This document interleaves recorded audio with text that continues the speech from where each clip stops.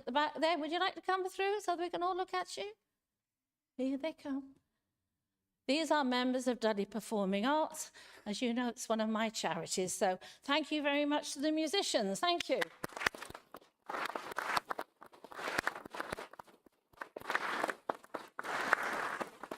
And hiding there somewhere is Emily. Where's Emily gone? Oh, you're there. There she is.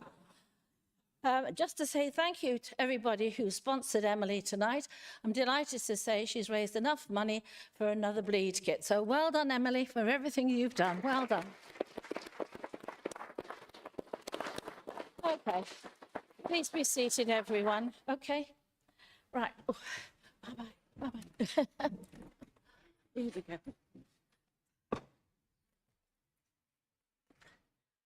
Right. Just to say, you might have noticed a slight difference in the seating arrangements.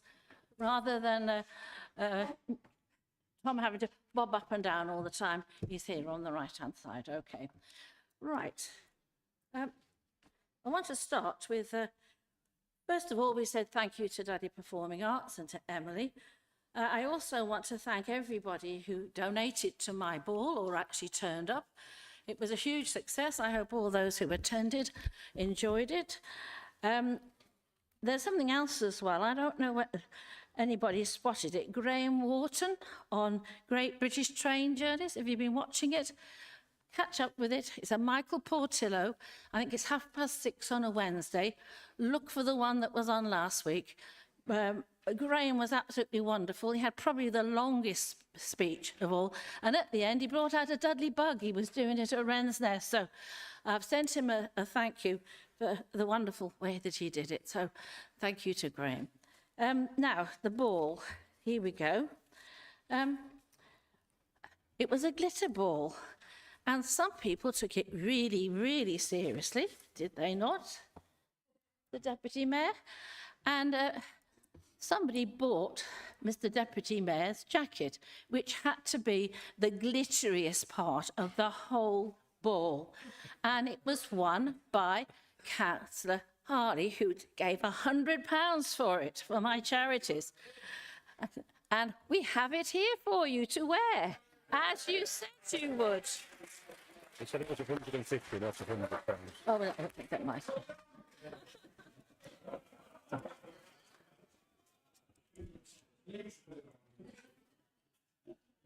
Councillor Harley, would you like to come and get your jacket for the night?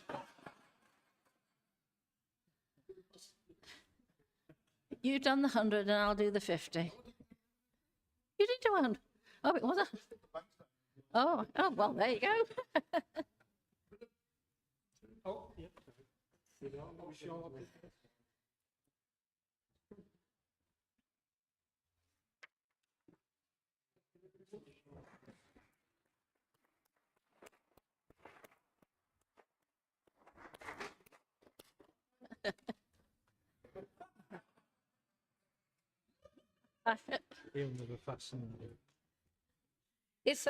I guess it's such a hot night, we don't expect you to button it up.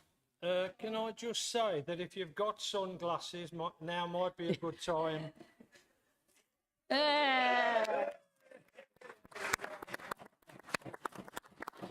Very good. Oh, keep it on, keep it on.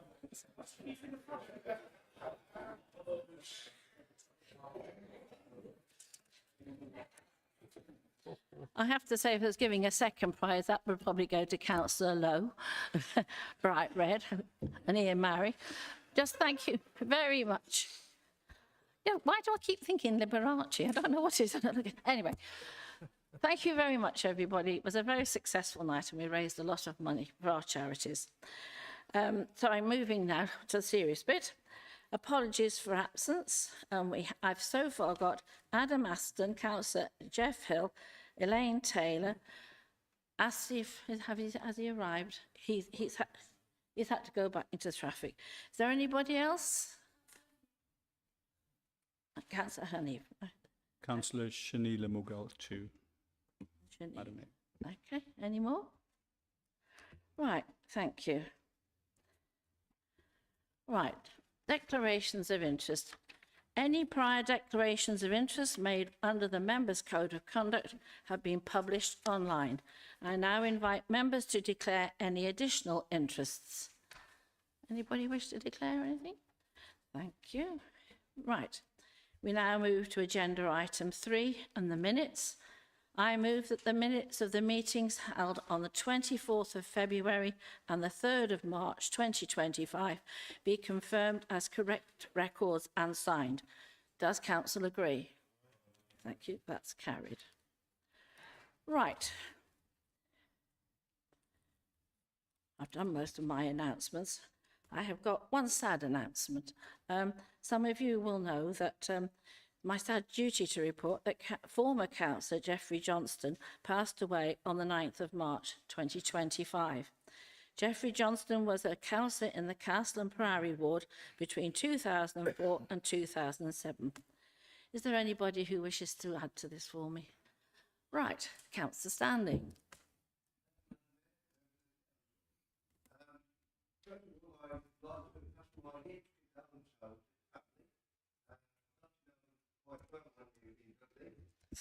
Looking back at some of the things we shared together, is doing his encumbrancy as a parish priest of St Francis on the Priory.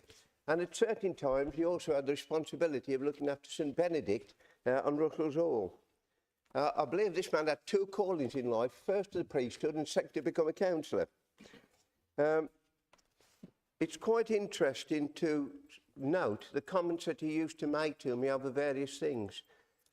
As Duncan Edwards' funeral took place in St Francis's, we still got a lot of visitors to Dudley, and they like to see the church before they go to the grave.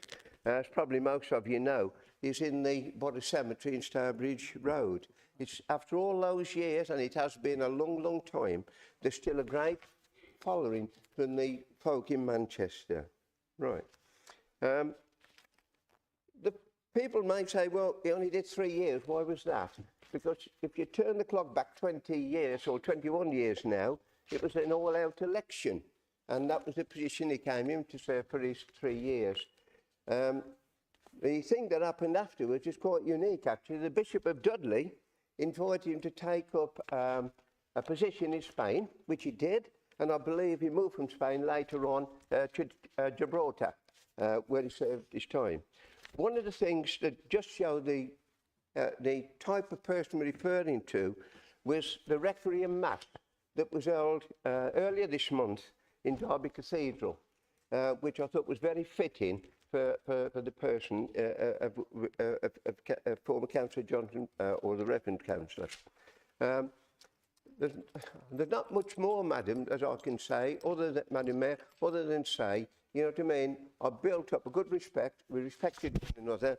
The beauty of, you may not know, but the Church of England comes in 3 parts. You've got High Church, Broad Church, Low Church. And we used to have daily debates amongst ourselves of which position we should be in. So, you know what I mean, it was all very interesting times. And the pleasure of it was, although he was from the opposition, I got on with him extremely well. And to be perfectly truthful, I wish now, and you do these things later in life, I'd have kept in some sort of contact. But unfortunately, because of the situation at the time, it didn't transpire. And it was the same time as I sat in your chair as well, Madam Mayor, all those years ago. I could have been the deputy. It was one or the other before he actually finished and left Dudley. But I do pay a great deal of tribute to former councillor, the Reverend Geoffrey Johnston, for the service he gave. One of the things he was committed to was the good folk of the ward. So, you know what I mean, not only the churchgoers, but everyone, he'd got time. He was a wonderful person to know, and it was a great pleasure having the privilege of knowing him live. Thank you, Madam Mayor. Thank you, Councillor Stanley. Councillor Ali? Yeah, thank you, Madam Mayor, and thank you to Councillor Stanley for his kind words and some background.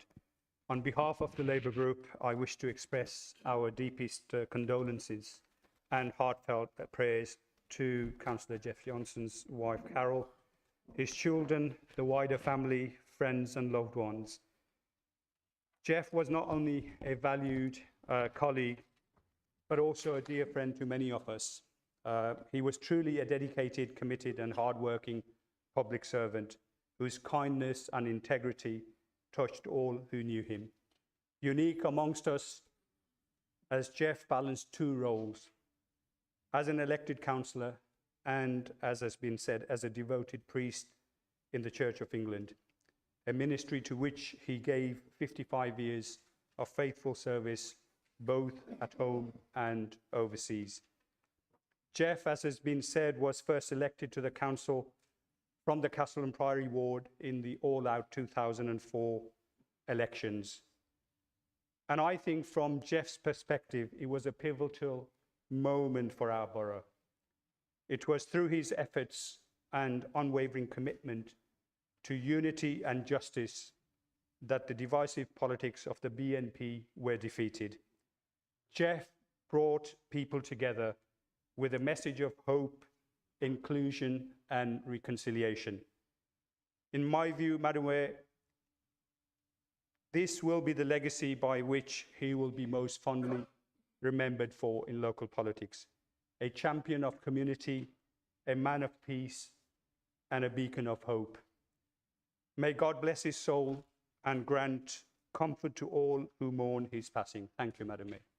Thank you, Councillor Ali. So now you've heard who Councillor Johnston was. Can I please ask you to stand in respect for a minute, please?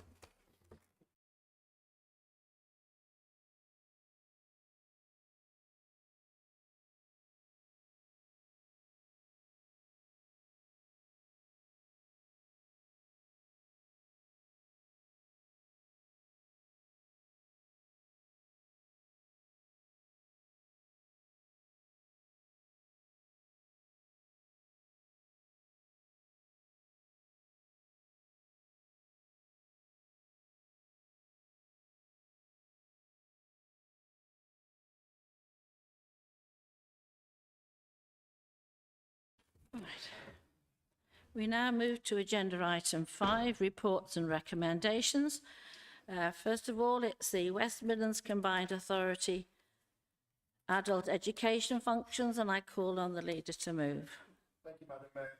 Madam Mayor, members of the Council, I move that the recommendations of the Cabinet be approved and adopted. Thank you. Is there a seconder? Yes, Madam Mayor, seconded, and I would like to say that I do welcome the recommendation. Thank you. Thank you. I see I have two people who wish to speak, so I call on Councillor Bayton. Thank you, Madam Mayor, and absolutely welcome the report and the investment. But just a request, really, that once these powers have been transferred, that we actually have annual reports to see how it is impacting positively, we hope, on the residents of Dudley, because we know there'll be reports from the Combined Authority on the wider regional impact. But I think from our council, we need to see how it's working for Dudley and to make sure we're getting the best out of it. Thank you, Madam Mayor. Thank you, Councillor Bayton. I call on Councillor Kettle. Thank you, Madam Mayor. Madam Mayor, this suite of qualifications will affect many of our young people for many years to come. And it's logical that it can be delivered by the Combined Authority. But when I start to question the implications that there is a huge variation when it comes to the allocation of money for further education from the Combined Authority, my belief is, and my experience is, that Dudley fares very poorly when it comes to this kind of sharing out of the money. We are the second largest borough in the Combined Authority. I believe that we should be entitled to about 12.3% of the budget, which we have never had. Madam Mayor, this is of great importance because our young people who go on to further education earn more throughout their working life. It has quite an impact on our local economy and their quality of life. The reduction in funding to the Combined Authority of about 14% can only represent pressure on this kind of budget. We must be on our guard that our allocation will not be reduced and will not suffer any great loss because of the reduction in funding that has come to the CA. Thank you very much, Madam Mayor. Thank you, Councillor Kettle. I call on Councillor Ali. Yeah, thank you, Madam Mayor. We recognise that in our area there is still more work to do to ensure our workforce has the skills needed to take advantage of the jobs of today and future. Therefore, we on this side welcome the additional powers being given to the Combined Authority to deliver the new suite of technical qualifications at level 2 and 3. And as it says in the report, this will complement the wide range of qualifications already being funded through this route. Madam Mayor, I believe this is a positive step, providing our residents with access to relevant training underpinned by recognised qualifications and enabling them to develop the essential skills needed to build successful and rewarding careers. It is important that there is continued investment to train and upskill people, ensuring that no one is left behind in our borough, Madam Mayor. Thank you. Thank you, Councillor Ali. I have no other speakers, so I call on the leader to reply. Madam Mayor, to the 3 contributors tonight, first Councillor Cathy Bateman, I'm glad that you welcome this funding. It is, I think, essential. And I think once we agree here tonight, it's key that we draw down our fair share, as Councillor Kettle alluded to. And on Councillor Kettle's comments, I think sometimes the amount of funding that is being attributed to this borough since the formation of this Combined Authority is sometimes skewed by the contributions towards funding the Wednesbury to Brierley Hill Metro. If we include that, then colleagues across the region probably do think we've had our fair share. But we shouldn't base our fair share just based on one single project, Madam Mayor. Reference Councillor Ali, absolutely agree with your comments that we shouldn't leave people behind, and this is indeed a positive step. And again, just alluding to Councillor Kettle's comments, there is a shortfall on what was agreed when HS2 was curtailed, and the funding that the former Mayor Andy Street secured from the then Sunak government. There is a shortfall there of about £200 million. And it is no good the Combined Authority now saying that money isn't there or wasn't there. We have emails, we have the letters from the then government ministers, we have the letters from civil servants who were supposed to be very impartial and not take a political stance. And those letters and emails clearly state that that £200 million was there. And it's about time that the current mayor actually got to grips with the civil servants and got that money back for the West Midlands and for Dudley. Is that agreed? That's carried. And I call on the leader to move for the council plan 2025 to 26. Thank you, Madam Mayor. Madam Mayor, members of the council, I move that the recommendations in the report be approved and adopted. Thank you. And the seconder? Yes, formally seconded, Madam Mayor. Thank you. Anybody wish to make a contribution? Councillor Hussain. Thank you, Madam Mayor. This report, although it's a very short report, but it's a very important report for the borough, because I'm pleased that we are basing our future plans on the best value regime. And if we take all those things into consideration, we will provide better services for our residents in the borough. Madam Mayor, I would like to focus on one theme of the plan, mainly partnership and community engagement. This council has carried out, in my view, 2 major consultations or engagements in the last 12 months, one being the budget and the other being the service charges for the housing tenants in the borough. I'm afraid to say on the budget, that the feedback I had from people who were involved in the engagement, they simply told me that we came in and said, this is what we're going to do, folks, you know, either take it or leave it. There was no discussion, even though some of those people actually informed the officers who were present in that meeting, this is not consultation. This is just, you know, predetermined policy which you're actually enforcing. So there was no discussion taking place. So the scrutiny committee was another one which went through a huge process of actually consulting the members on the future budget, and the outcome of that was nil, basically. because no notice was taken of those discussions taking place at the scrutiny level. The housing service charges is another consultation which I believe failed to consult, because all we did was inform the residents that these are the charges which will be implied to you. If you don't agree to these, your tenancies will be at risk. And I've seen that letter in black and white, which actually says that. I attended 1 or 2 meetings of our Residents Association, and they too were very cross with the discussions which were taking place.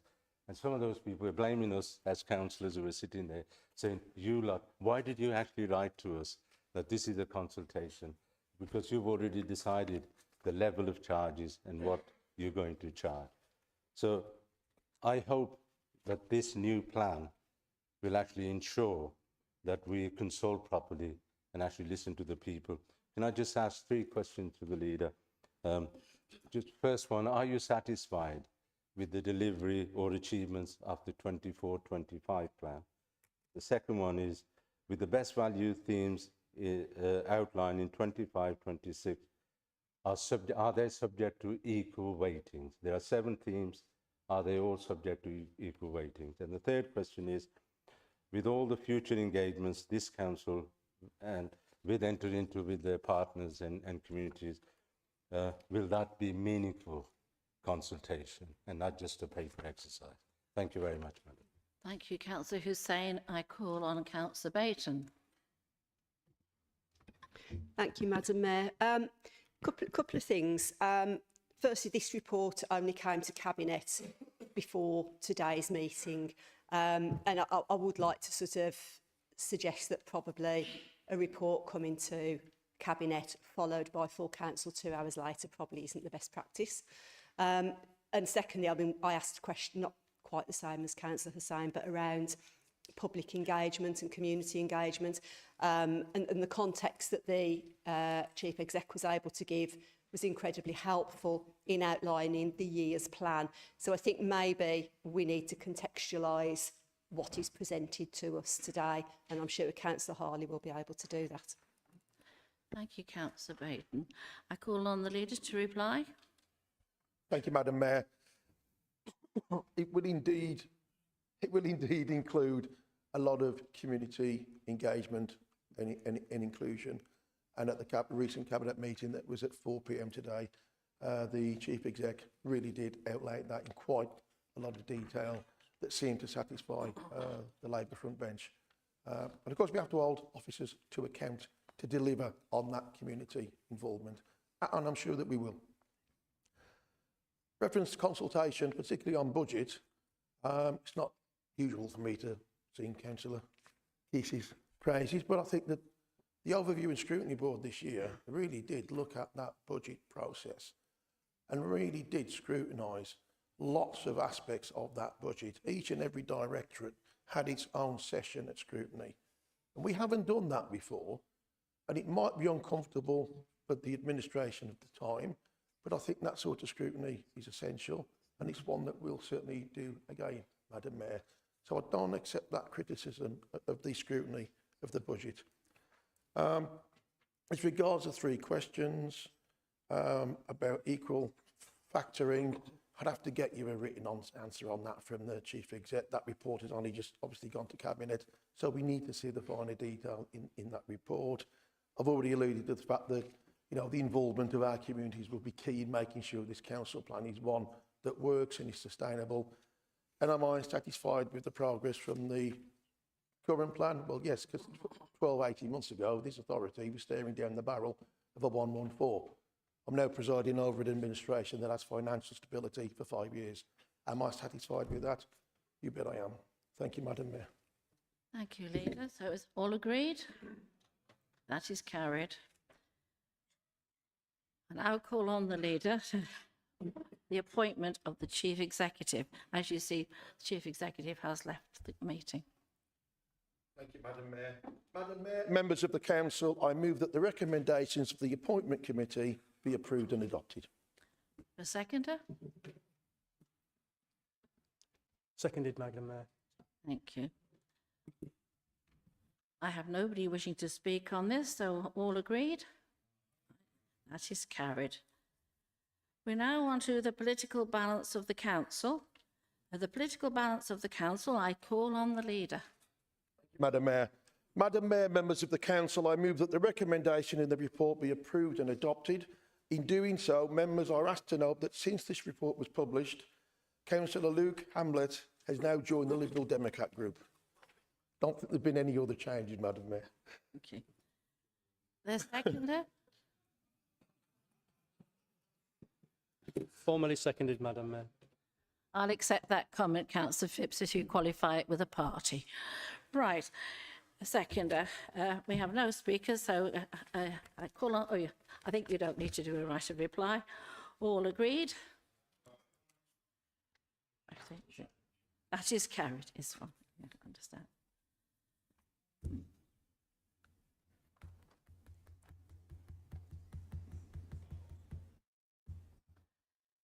Well, I'm sorry it didn't go through, I'm afraid, Balvinda. No. Congratulations, Balvinda. Congratulations. Thank you.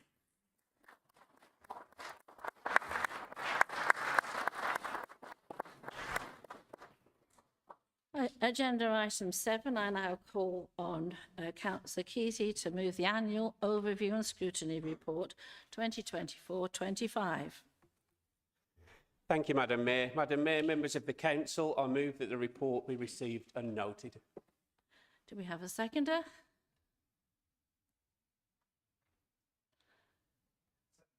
Mayor.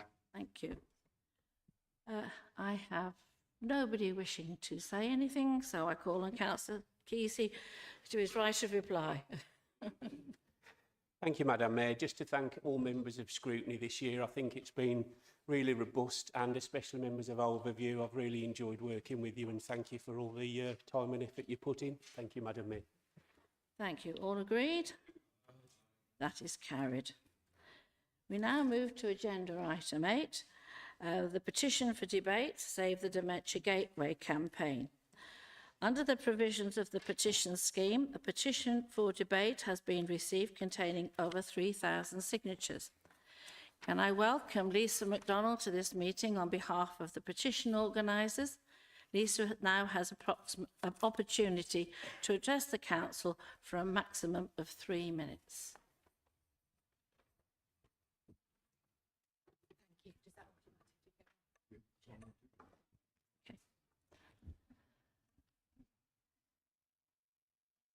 Thank you.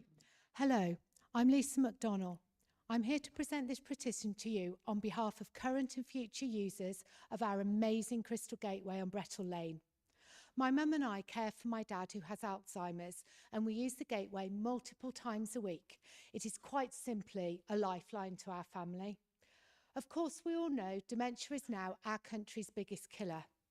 Can you please now look to your left and now look to your right? Now consider this, statistically, one of you 3 councillors will get dementia. So if not already, you and your families will depend on services like the Crystal Gateway. Dementia does not discriminate. It doesn't care if you're rich, poor, healthy, unhealthy, married, single. The dementia journey has only one direction and one end. Dementia has no cure.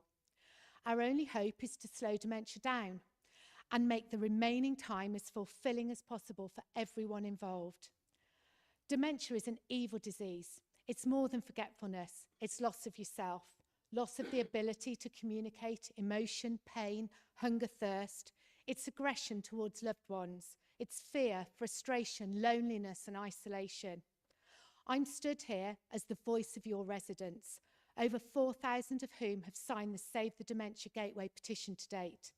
I'm here as the voice for vulnerable current users and for those who will suffer from this cruel disease in the future. For those who don't know, the Crystal Gateway is more than just a building. It's a place of safety, providing to dementia sufferers and their carers. Crystal Gateway, in a nutshell, is unique. It's a hub allowing carers and sufferers both time apart and supported time together. It's a support from specialist dementia advisors at home after the life-shattering diagnosis. Crystal Gateway gives carers the strength to continue with care at home and delay the heartbreaking decision of residential care. This petition has made it abundantly clear dementia touches most lives of people in this borough. However, what's most shocking is how few people even know about the Crystal Gateway. We're told numbers have dwindled, but there's no evidence of it being advertised. It's been said, people have told us we want an outreach care, but I haven't come across a single person in this borough who's been asked, let alone agreed. We're told the service will remain unchanged, yet so many wonderful, compassionate, specially trained staff with decades of dementia experience being made redundant. So today, I implore you, look deep inside at your own personal morals and beliefs. This is not about politics. This is about people, real people, possibly you in the future. Please vote well.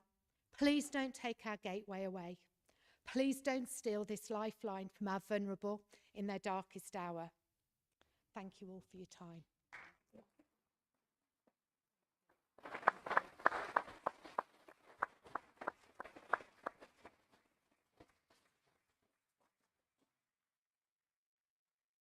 Thank you. The usual procedure is for the council to debate the petition for a maximum of 30 minutes. Members will be aware that Councillor Carl Denning has submitted a notice of motion concerning dementia services for consideration under agenda item 9B. With the council's consent, I move that pursuant to Council Procedure Rule 22.1, the usual council procedure rules be suspended to enable the petition to be dealt with alongside the notice of motion at this point on the agenda. Accordingly, the petition and the motion on dementia services will be debated together for up to 30 minutes. The other notices of motion will be considered later in the meeting for the usual 30 minutes that are allowed. Is that seconded? Thank you. Right, all agreed? That's carried. So I'm going to start the clock now. I think with the 3 minutes we've just had, this debate will finish at 7 o'clock on that clock up there. So you'll all have a good idea of how we're getting on. So I now call on Councillor Carl Denning to move the motion in his name as set out under agenda item 9B on the agenda. Councillor Denning, could you tell me who your seconder is, please, Councillor Denning? Councillor Cook. Madam Mayor. Thank you. Yeah. Thank you. Okay. I will actually take the motion as read. I presume that all 72 of us have actually read the notes, motions, amendments to motions. Firstly, I'd like to thank the cross-party support, both from Labour, Lib Dems, Conservatives and the Dudley Independent Group. This time, about just over a month ago, I was actually sat in the Labour group room getting ready for the budget meeting. I had a phone call, unusual number. It was actually Lisa McDonald. Actually phoned, managed to get hold of me, wanted to speak about what was going to happen to the Dementia Gateway. I didn't actually know much that was going to actually happen, apart from what I'd read in the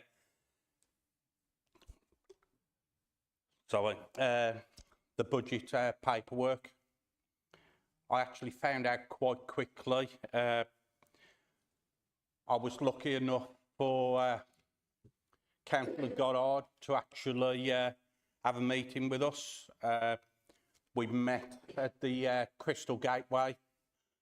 Actually spoke to quite a lot of families of sufferers there, a few of the staff, some of the unions. For me, it's actually really important that we actually look after people with dementia. I know two of the leaders of the parties have actually got family members that are either suffered with their dementia or have suffered in the past and sadly died. So I just think as a group of people and as a council, we've actually got to protect the most vulnerable. And I do realise that there are budgets and there is money, but equally we've got to actually try and supply the best service we possibly can to the dementia sufferers that are actually going through dementia now and will be going through dementia in the future. So, as I understand it, Councillor Goddard is tabling an amendment to the motion, Madam Mayor. So I don't know if you want to actually hear the amendment. Thank you. Thank you. Can I just hear, is it seconded? Seconded, Madam Mayor. Thank you. Yes, we have the agreement now. We move, we second, and then I move to all amendments. So at this moment, I just would like to know, Councillor Denning, do you accept the amendment? I do, Madam Mayor. Thank you very much. I call on Councillor Goddard to move the amendment in her name.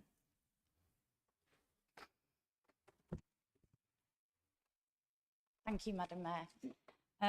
I'd like to also echo what Carl has said, and I want to thank everybody across the chamber who has worked cross-party to make sure that the most vulnerable in society are looked after.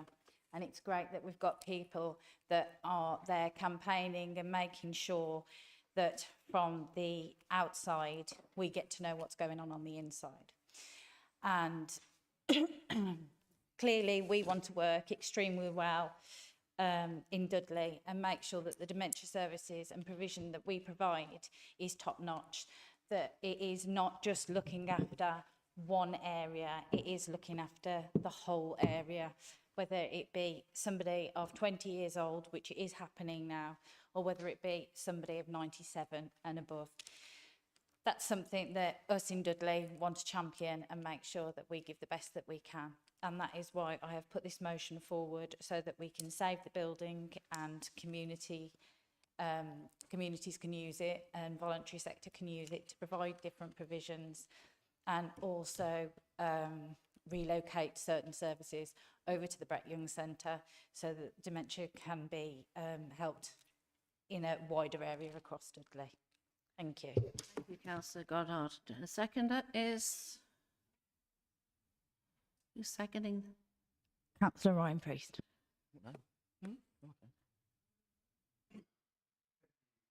Seconded. Am I right to speak now? You can always second. Thank you very much, Madam Mayor. I know we're going to have lots of points of view around the room, and I'd echo what's been said, that I think it's really good that we've managed to get cross-party agreement on this. And I think I want to thank Councillor Goddard for bringing forward the amendment, because it's no small concession to agree that the future of such a critical service will be shaped through a cross-party task and finish group. And I think that's actually the exact kind of leadership that residents expect from a council in no overall control, an approach that's collaborative and inclusive and focused on solutions and outcomes for residents. I also welcome the commitment to retaining the Crystal Gateway Centre as a community facility. I think that's a vital decision that ensures that the centre, which has provided invaluable support for so many, will continue to be there to serve our community for years to come. In a time when local governments across the country is grappling with the pressures of national funding uncertainty, I think it's important that we've come together to safeguard and give guarantees to vital services like dementia care in Dudley. So I'm very happy to second and back this amendment. I think it's a practical way to make sure that the services that we provide meets the needs of the people who need them most. And I hope that we can get cross-party support for that amendment, because what was already a good motion has now empowered opposition to play a more active role in the future of the service. Thank you. Thank you, Councillor Priest. Now, I've got 4 names here. Do I take it that you wish to speak to the amendment? Councillor Alley?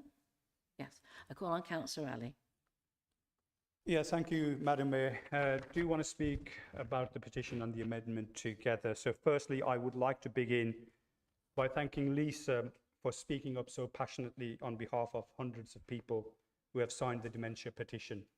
This sends a very powerful message about the strength of feeling in our community and amongst our residents, and how deeply valued the Dementia Gateway service is for people living with dementia and for their families and carers. Dementia is a profoundly challenging condition, something I know from personal experience, as my own mum is living with it. It is heartbreaking when the person you love most no longer recognizes you, when they believe they have just eaten and refused food or medication, or when their behavior changes so suddenly. You know deep down within yourself that is not who they are. It's the dementia which is causing this. It's times like these, services like the Dementia Gateway are more than just important. They are a lifeline. They provide crucial support, reassurance, advice, and practical help, not only for those living with dementia, but also for their carers and families. In Dudley, Madam Mayor, there is an estimated over 5,000 people aged 65 plus who are currently living with dementia. And this number is expected to increase by about 25% over the coming years as our population changes. And then there's also early onset dementia as well. I'm sure that the actual number living with dementia, as Lisa said, will be much higher, as many residents are not signed up to any service or are aware of the help available to them through the services like the Dementia Gateway. Help that can make an enormous difference to people's lives. The Labour Group, Madam Mayor, stands firmly with everyone who depends on these vital services. And that is why we voted against the £42 million budget cuts services presented earlier this year, which included the Dementia Gateway. We are deeply concerned that the closure of such a valued service would not be in the best interests of the community and people who rely on this. Early intervention, Madam Mayor, prevention, advice and support are crucial, not only for those living with dementia, but those also the pressure on all the other services this places if that early intervention prevention doesn't happen. Madam Mayor, it's essential that we can do all we can to protect and sustain services like these for today's families and for those who will need them in the years to come. Can I also say, in terms of the amendment, we believe that this is the right step to review the future of dementia services and a first step to saving the actual closure of this. But it must be said, Madam Mayor, the Conservative administration has developed a little worrying pattern of doing things back to front. Too often we see proposals brought forward to close vital services that people rely on without proper consultation or understanding. When only there is public uproar do we then see retreat and reconsideration. Would it not be better, Madam Mayor, if before proposing the closure of such essential services, the necessary groundwork is carried out first, fully understanding the service, the value to the community, the real impacts and consequences of closure? Madam Mayor, on this side, we support this motion, but we do so on the clear understanding that the Task and Finish Group will be properly empowered to review the service thoroughly, to make informed recommendations, and that crucially, during this period, the proposed closure of the Crystal Gateway is put on pause. It is only fair, Madam Mayor, to the families who depend on this service, and only right for the dignity of those living with dementia, that no final decisions are made before the important work is completed. Thank you. Thank you, Councillor Ali. I just want to point out to you, we've got another 15 minutes, and at the moment I've got 6 speakers. So it's in your hands what you do with it, but I just wanted to point that out to you. I call on Councillor Lowe, and we're on the amendment. everybody. Thank you very much, Madam Mayor. Firstly, like Councillor Ali, I would like to express my thanks to Lisa for that really eloquent introduction to the issues this evening. I've been speaking to Lisa at length via WhatsApp. We've met for the first time this evening, and it's a pleasure and a privilege to see somebody who's done a very rare thing, certainly in Dudley politics, which is actually unite across the political spectrum. Now, one of the things that we have been doing, and I'm proud that the first motion as a newly independent group was for Carl to submit this motion. Because this motion demonstrates, Madam Mayor, exactly the priorities of this authority. People, not politics. And we're proud to put that forward. And through that discussion, through the Dudley Independent Group and the Labour Party, with the Member of Parliament for Stourbridge, who've so proudly has been supporting alongside, members of the Liberal Democrats and indeed the Conservative Party. And I'd like to thank the Cabinet member for the excellent amendment that was being put forward that commends us to work with community groups, with volunteers, with trade unions in order to find ourselves an answer to this issue. But as Councillor Shaukat Ali says, we also need to look back as to why we find ourselves in this situation. Now, this around the Dementia Gateway is the first of £42 million worth of cuts that we need to revisit. Now, as Lisa outlined, the work of the dementia advisors is critical. Now, of course, this amendment, this motion even amended, doesn't address the issue of the advisors. Now, the advisors are essential as part of that front door to get people into the service. And I'm also reminded of the words of the former Director of Adult Social Care, and I quote, "The Council has a number of services, including the Dementia Gateway, that other authorities do not have. They aim to help people live in the community for as long as possible.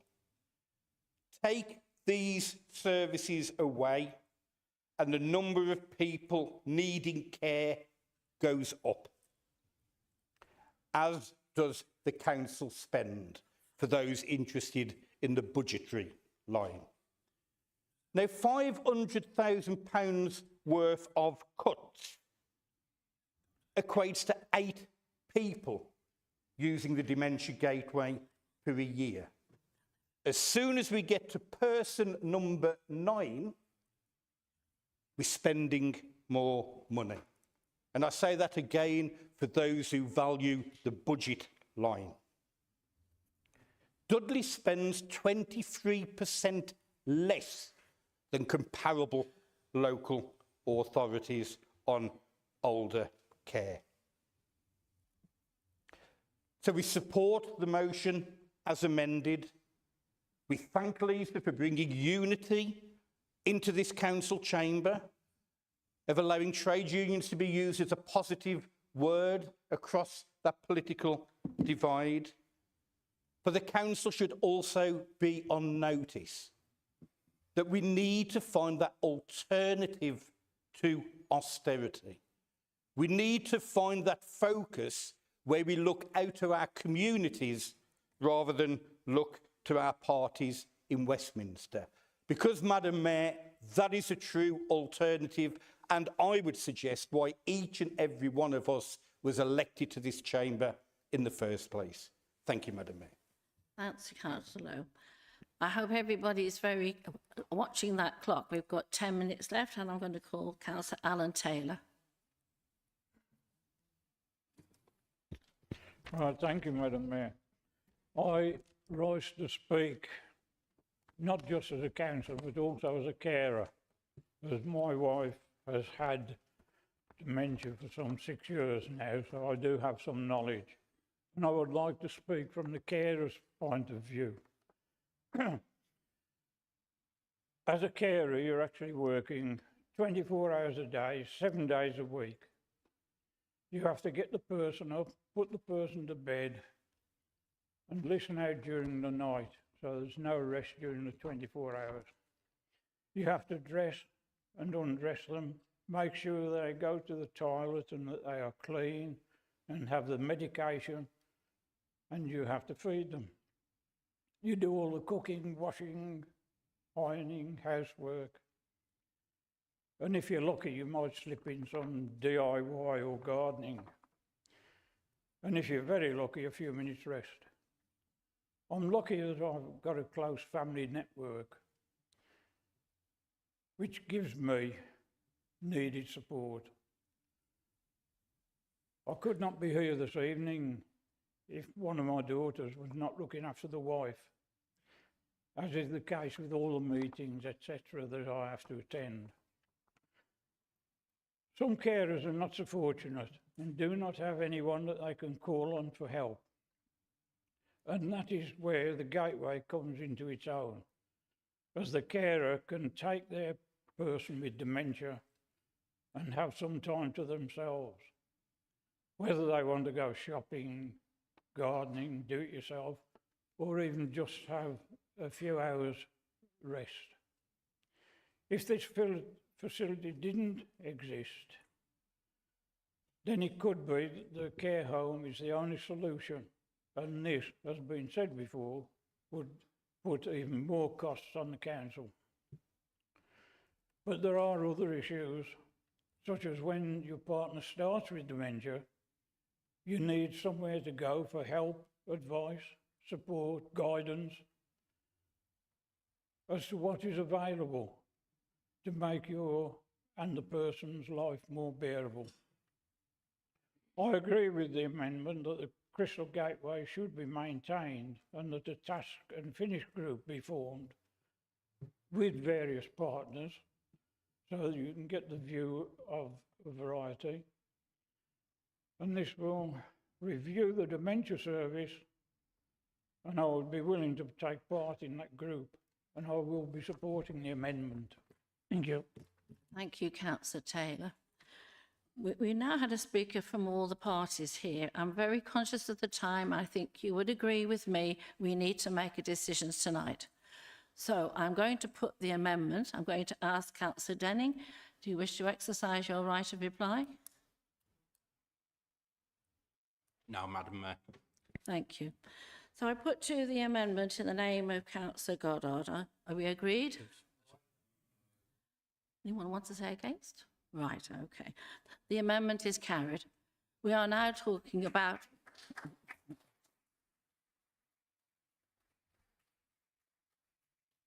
Not quite yet. Right, we've now got 6 minutes left to debate the motion as amended. And in the order of speakers, I now come to Councillor Eccles. But I will take the vote at 7 o'clock. Thank you, Madam Mayor. I will be very brief. I simply wanted to rise to highlight the staff that are involved in this. And I think Councillor Lowe did just touch on this, but we're not just talking about a day centre.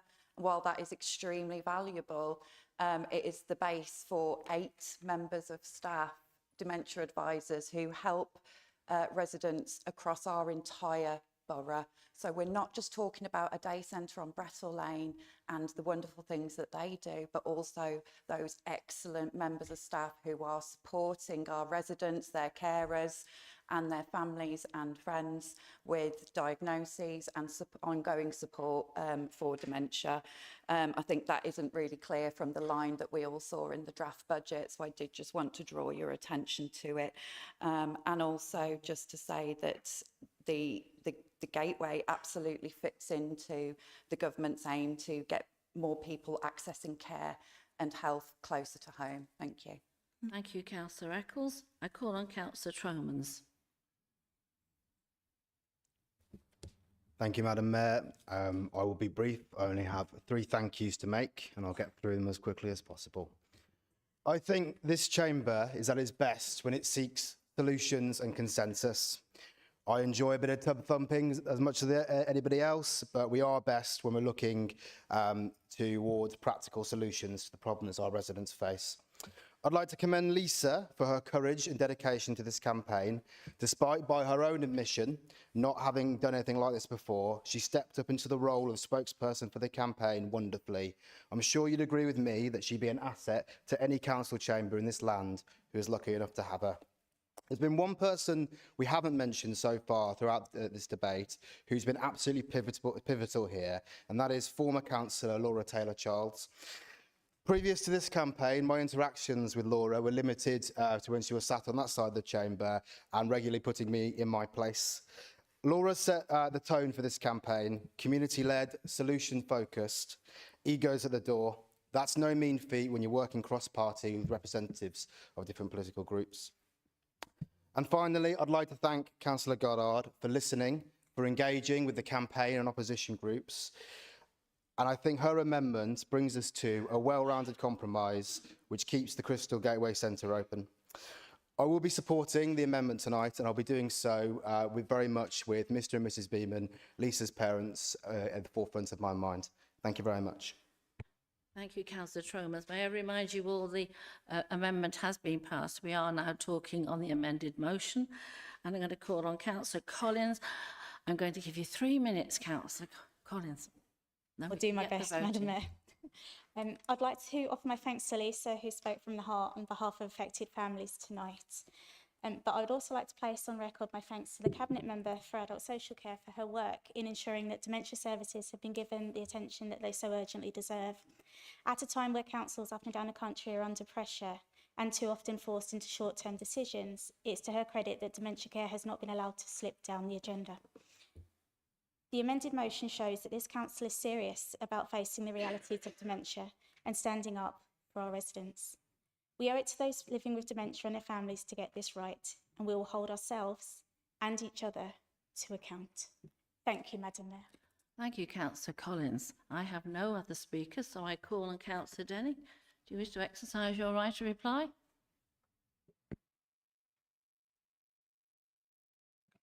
No, Madam Mayor. Thank you. From the mood of the meeting, I've had a strong feeling that we do not need a vote. Is it agreed? It's carried. Thank you. Now's the time to clap.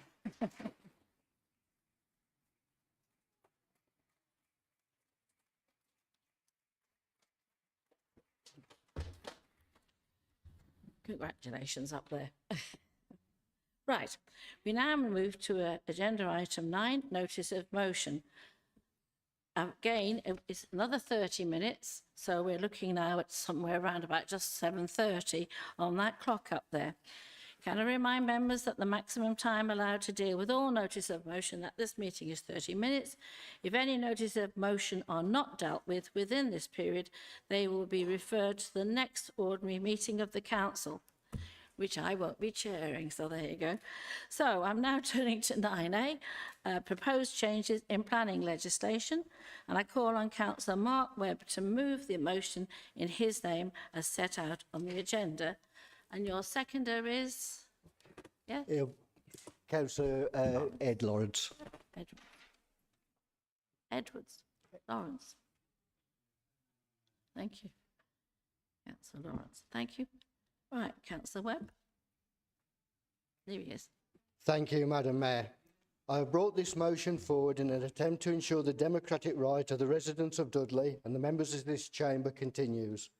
Any decision should be taken by locally elected members rather than national politicians forcing even more planning applications to be decided by unelected officers. In December 2024, the new Labour government introduced mandatory housing targets. This effectively forced high numbers of new houses on most local authorities.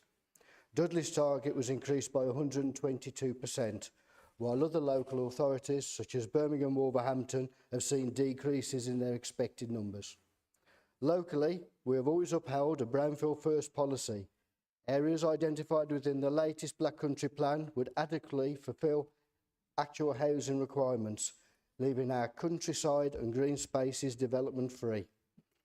Last month, the government went one step further by introducing the Planning and Infrastructure Reform Bill. So, at whatever cost, disturbance or hardship the residents in Dudley have to endure, their plan to deliver new houses will be fulfilled, forcing councils like Dudley to build on Greenbelt rather than utilising available brownfield sites within cities. The bill is designed to speed up planning decisions by removing unnecessary blockers and challenges. In other words, the residents of Dudley. These planning reforms will use a new national planning policy framework, and they are aimed at streamlining decisions by the process of delegation, determining which type of planning application should be passed by officers and which should come to committee. It even states, the bill will ensure that planning committees play their proper role in scrutinising development without obstruction, whilst maximising the use of experienced professional planners. If all else fails, the compulsory purchase reform will mop up the leftovers, allowing land to be acquired so projects that are in the public interest can progress, with the decisions on this being taken by the inspectorates or the Metro Mayor. Our Greenbelt is also fair game if it meets the golden rules. Where the inspectorate deems the infrastructure, GPs, nurseries and transport links are in place, and where premium levels of social housing have been factored into the planning application, these golden rules will be met, resulting in the erosion of the local Greenbelt. Dudley has already been subject to these new government policies. Planning for a battery energy storage site in Hales Owen on Greenbelt within an area of high historic landscape value was rejected by this council. At appeal, the inspectorate ruled, and I quote, the inspector agrees with the council that the development fails to comply with development plan as a whole, would harm the openness of the Greenbelt and would have a negative impact upon the character and appearance of the area. However, the inspector gave more significant weight to the need for low carbon infrastructure, which, in accordance with the National Energy Statement, EM1, is defined as critical national project. So, our council's decision was overturned.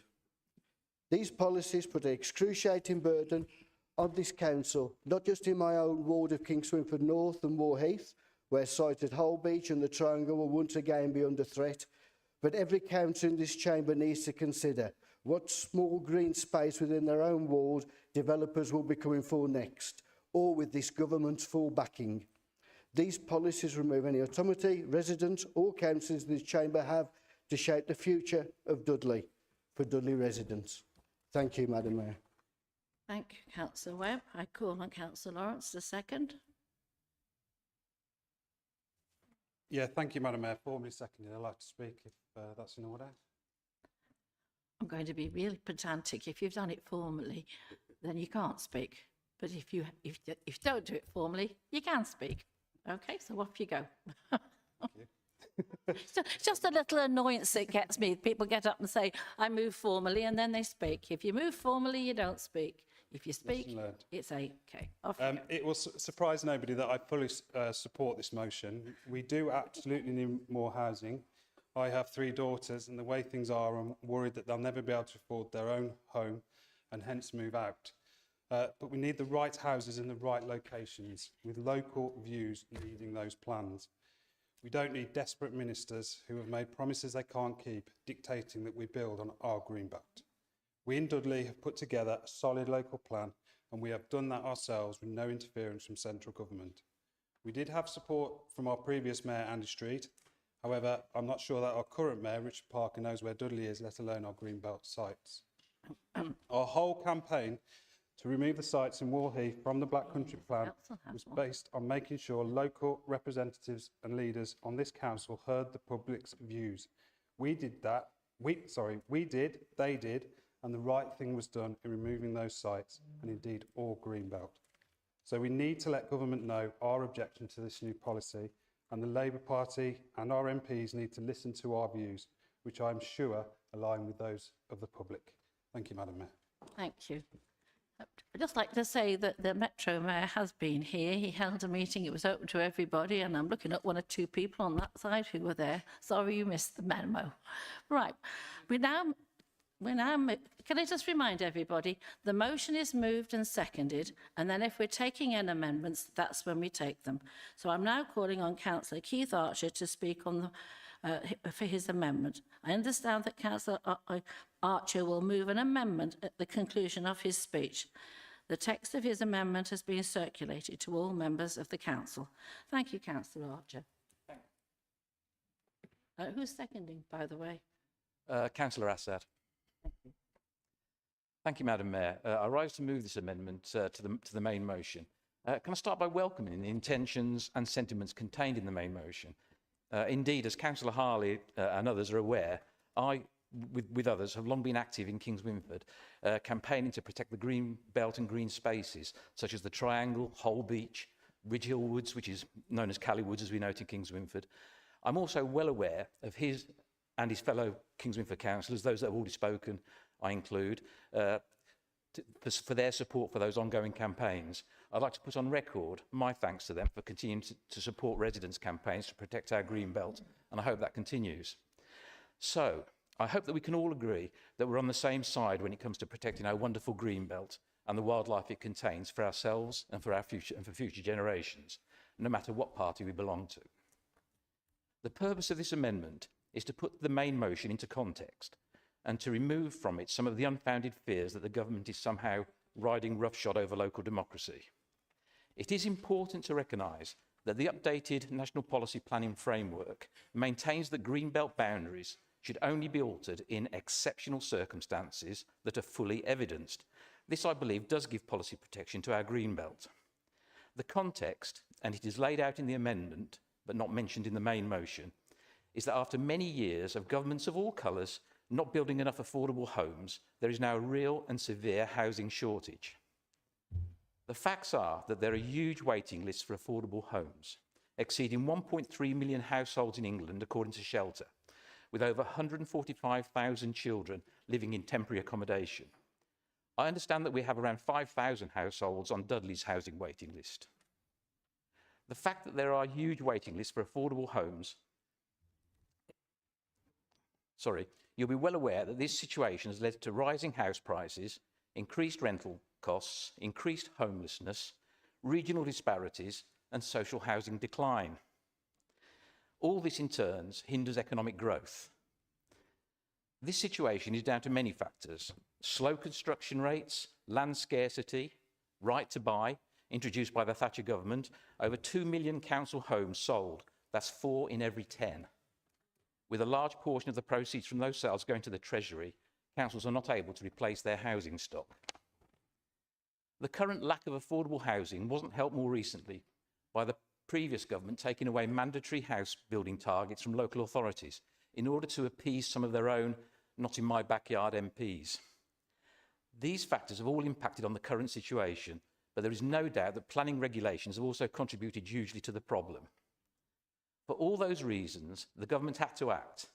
And although I don't believe it to be a panacea, the NPPF has been updated to help kickstart house building so that our children and their children will be able to afford a decent place to live, whether they can afford to buy or choose to rent. It is right that this council closely monitors the potential impacts of the NPPF so that unintended consequences can be avoided. I believe my amendment achieves this. And it is also right for the council leader to write to the Deputy PM to express any concerns about the potential for losing greenbelt land. I believe my amendment allows for that. It's also right for the council leader to write to the West Midlands Mayor to advocate for a collaborative approach. My amendment sets this out. It's important to recognise that there are now developer golden rules, which have been referred to by the mover, contained in the NPPF in order to get approval. These include prioritising brownfield development, enhancing greenbelt and green spaces. The NPPF also stipulates that developers should ensure projects include infrastructure upgrades, such as transport links, school places, and healthcare facilities. It also stipulates that developers' housing projects should also include a high number of affordable homes in order to get approval.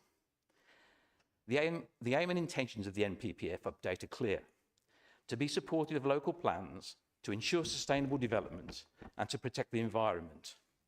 If we are a council that wants to ensure that we have enough homes for everyone, we should work with Mayor Parker and the national government rather than work against them.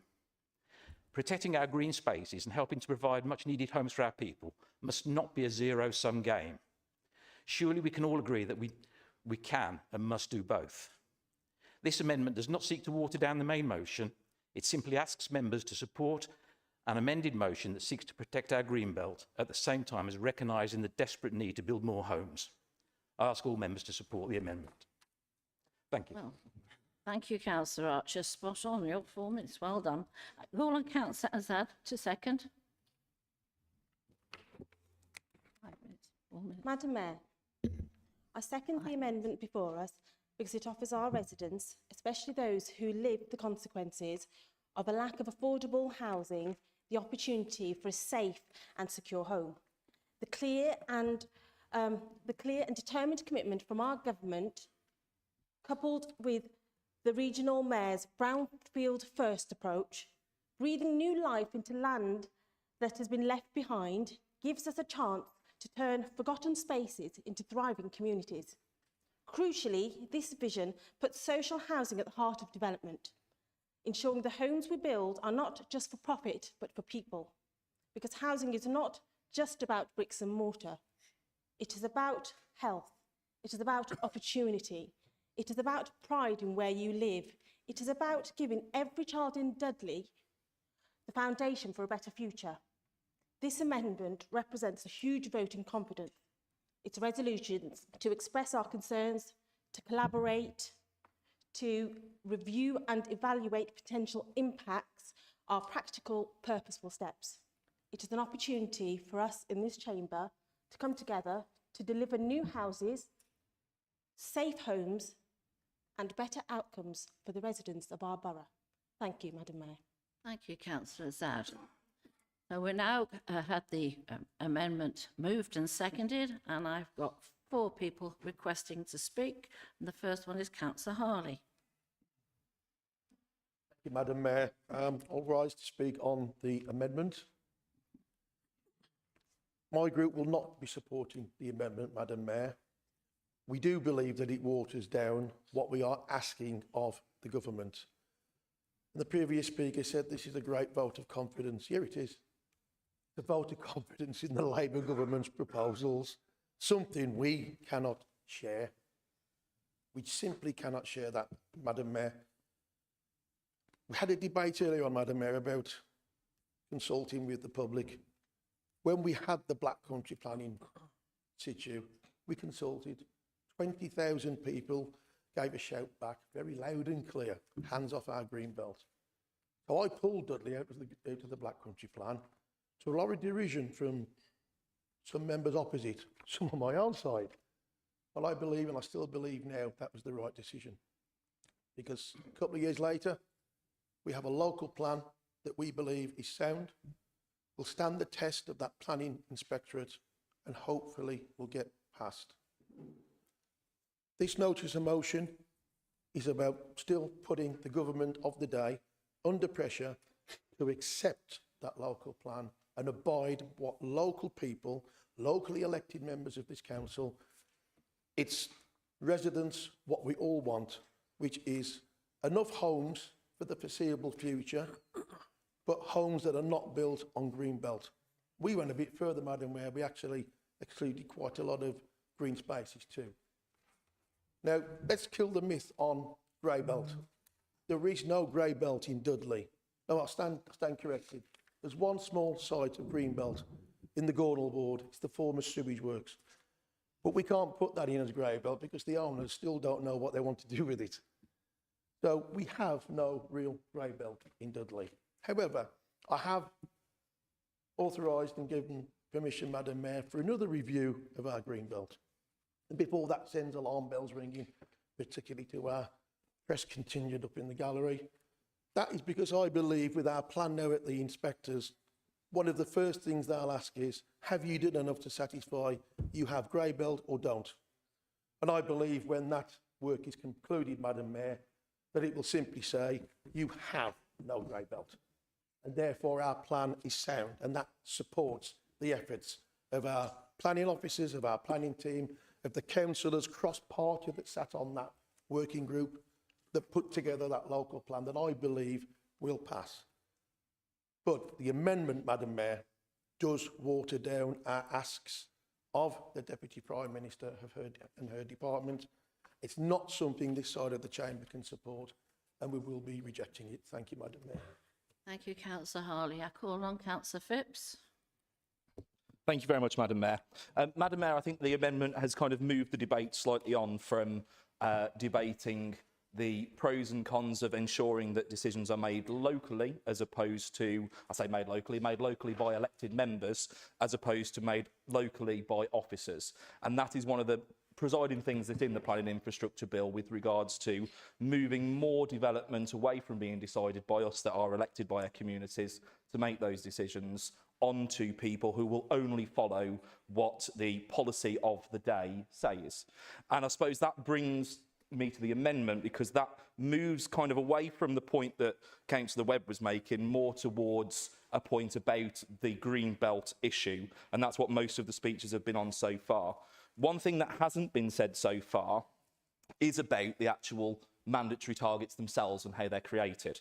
So rather than these targets being based on population forecasts, rather than it being based on how many people actually are going to live in an area in the future, based on what do you think housing need would be, I believe that these housing targets have been artificially created on a basis of housing supply figures over the last few years, and a fixed uplift being presented to that based on where you are in the country. And what that has produced is a system where if you live in, if you are a larger city, such as Birmingham, or if you're in an urban area with quite a significant amount of brownfield land for development, your targets have been reduced, whereas if you are on the edge of the urban area, places like Dudley, your targets have been increased.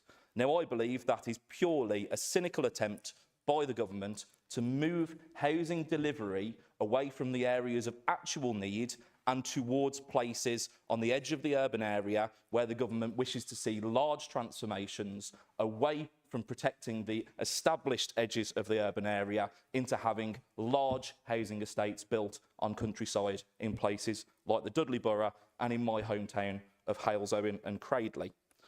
Now, the motion, the amendment, itself as well, is very reminiscent of an amendment that we had earlier in the year to another motion that was put forward by myself, which was principally on the Greenbelt issue. Now, this amendment has a lot of similarities in it. Now, it was rejected at that point by the council, and the original amendment, the original motion, which heavily criticised the government's proposals with regards to the changes for mandatory housing figures, was passed. It was actually passed unamended by everyone in the council, including members of the Labour group. So what I do not understand now is if you agreed with the motion that I put forward earlier this year, which outright criticised the government's policy, why are you putting forward this amendment now? Because you've already agreed with us that the government's policy attacks the Greenbelt in the Dudley Borough. So why are you trying to amend something which isn't even based on the original motion to try and put that forward again? It's going to get voted down. Nothing's changed. And one thing that hasn't changed is I haven't seen a change in rhetoric from a member of this council who is fortunate enough to sit both in this chamber and in the House of Commons. I have not seen anything which has suggested that the one elected representative who can appeal directly to the government. Two elected representatives? Is there another MP in the room that I've missed? Okay, fine. The one elected representative in this chamber that can actually appeal directly to the government has gone and has said, we need to row back on these. Has there been an attempt to make sure that that doesn't go through? Because the changes have now been applied. This is now National Planning Policy Framework, and not an ounce of fight was given to try and protect sites in this borough, including in the Stourbridge constituency. So, Madam Mayor, I really can't accept this amendment. I think I've covered the reasons why it's a nonsensical amendment to return back to, given the fact that we've already rejected something very similar to this. And I hope that all members of the council will reject it. Now, I appreciate there are other people wishing to speak. I think we probably have debated this amendment with regards to what it says. I'd like to move the vote on the amendment so we can have some time on the overall motion, please, Madam Mayor. Right, well, we've heard it moved and I'm waiting for a second. Seconded. That we stop the debate at this point and we vote. Do we want to go to the vote or do we want to hear more speakers? I'm going to ask it to be a vote, please. You press your button, vote. So I'm going to put it to you. Do you want to stop the debate and move to the main question on the amendment, or would you like to continue the debate? So you either vote yes, we stop talking about the amendment, or you vote no, I want to hear more speeches on it. Okay? And if you can't make your mind up, then press yellow. Well, if the question has been put, the vote be now put. It's now been asked, go to the vote. So if you think you've heard enough and you want to vote on the amendment, you vote yes. If you don't, you want to hear more speakers, then you vote no. And if you can't make your mind up, you abstain. Okay? Yeah. But I can't put that into this, can I? I'm just talking about the amendment. So please vote now if you've got it in front of you, which I haven't. Oh.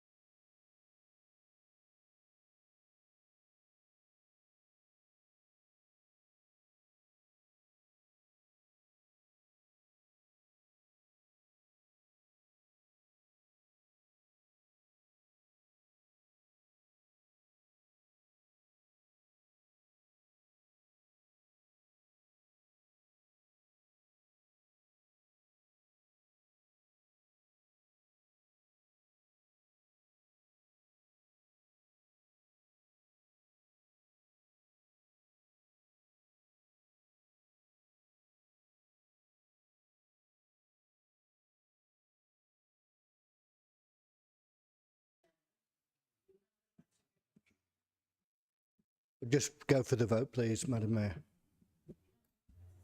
No, thank you.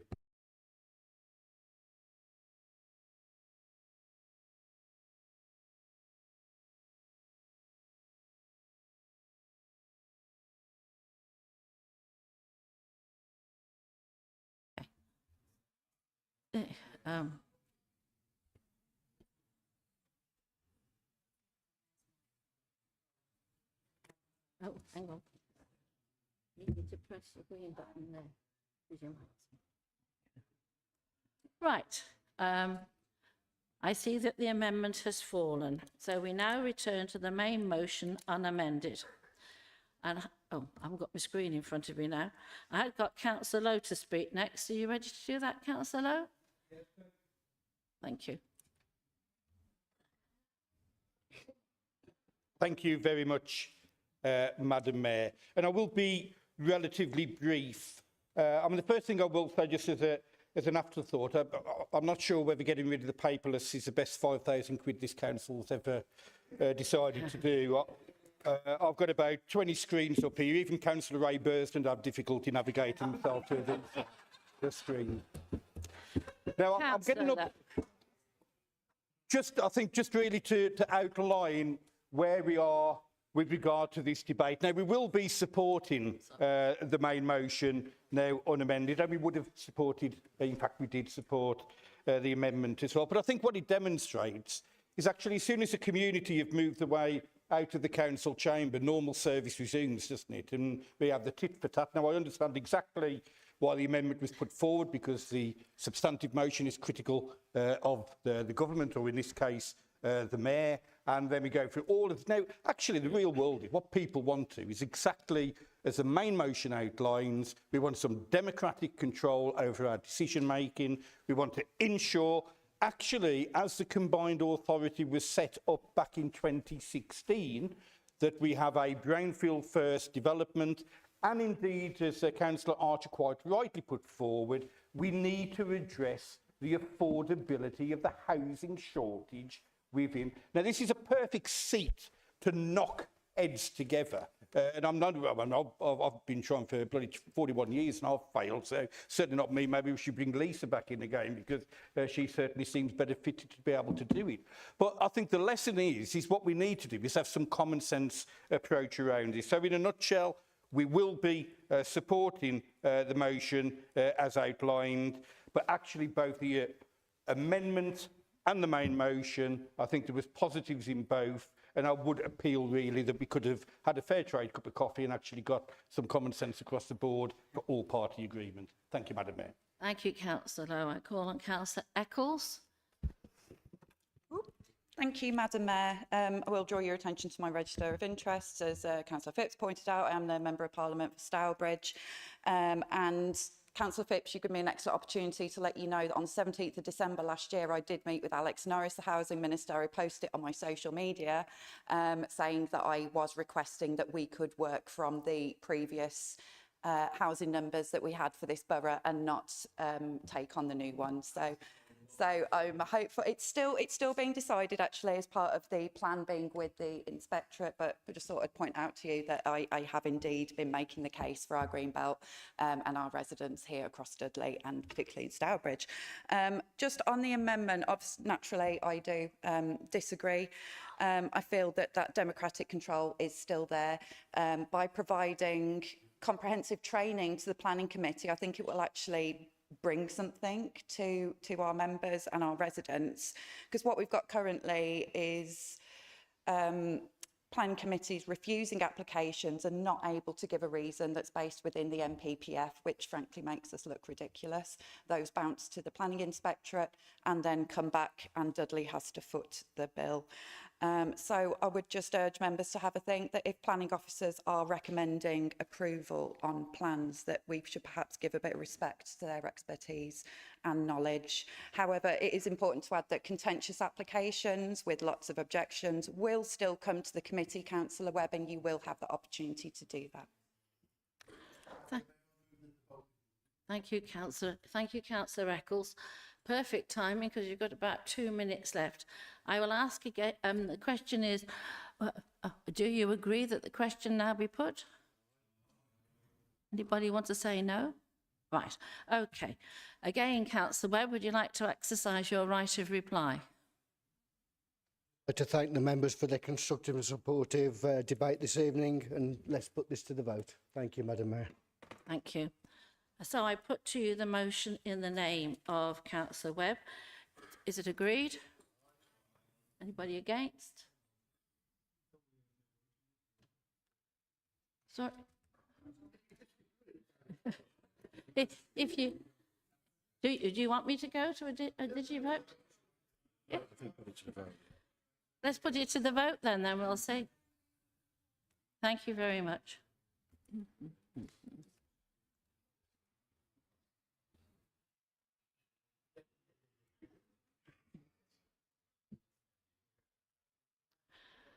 Right.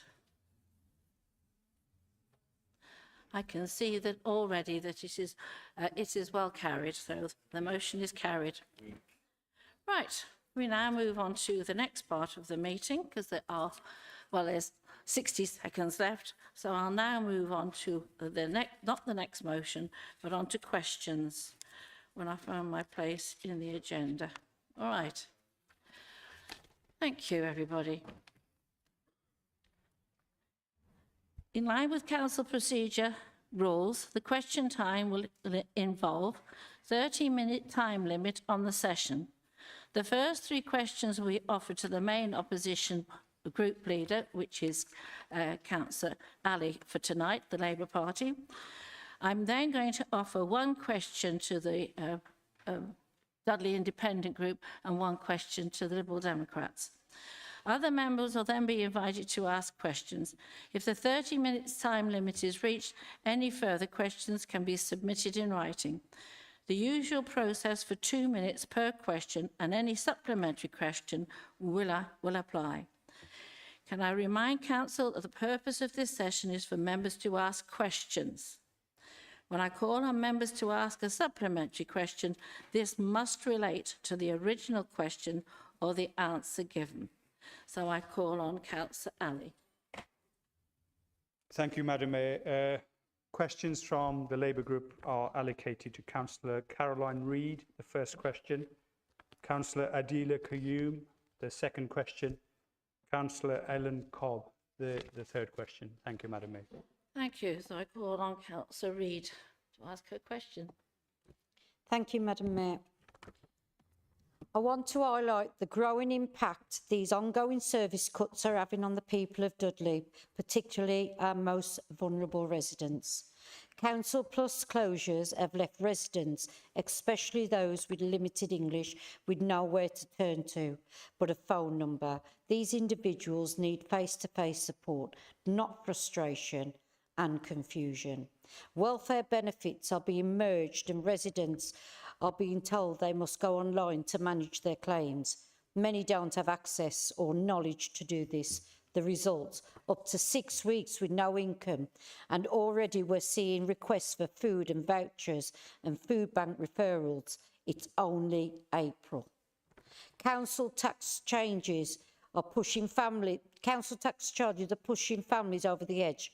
Residents paid $290 are now expected to pay £750 a year or £75 a month. They simply don't know how they'll manage, and many are falling behind already.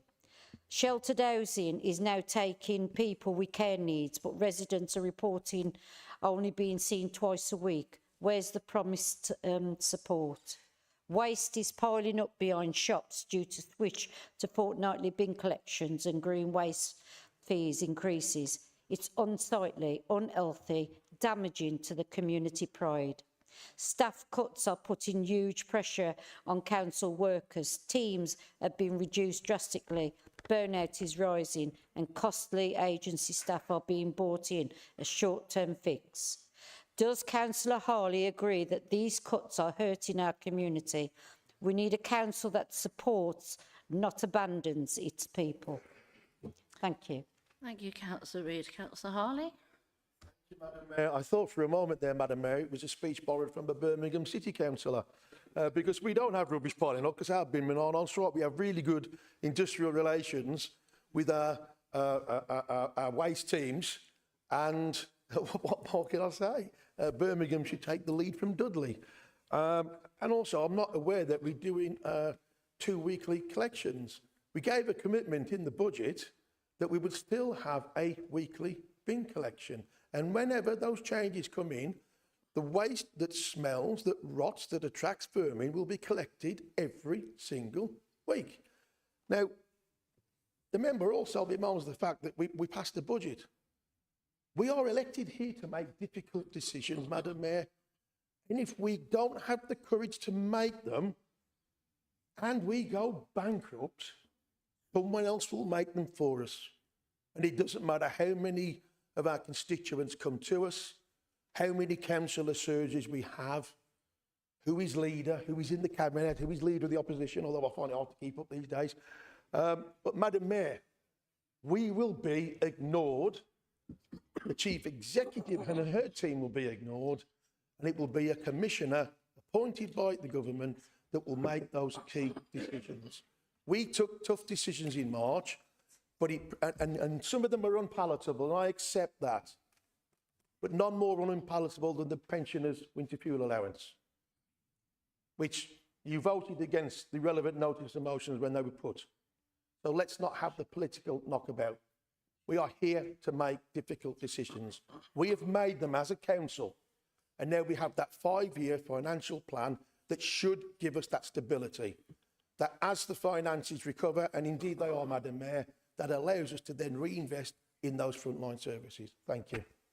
Thank you, Councillor Harley. Councillor Reid, you have a supplementary question?